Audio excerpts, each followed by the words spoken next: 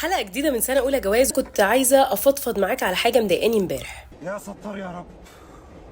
لما عرفنا بعض 7 أكتوبر 2007، بعدها على طول بكام يوم كده حصل ما بيننا أطول أي كونتاكت، وكان في استعباط. حتى المدير بتاعي كان هيرفدني عشان أنا نسيت أبعت الإيميل بتاع الشحنة الجديدة.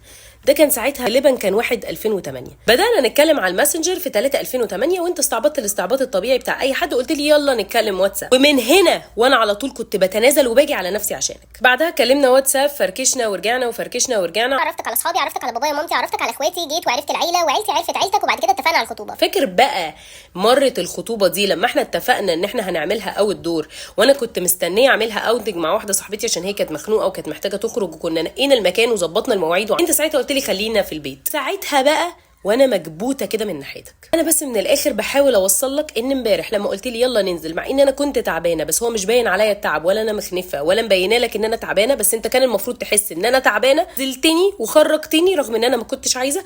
فانا من يوم ما عرفتك وانا بتنازل عشان خاطرك.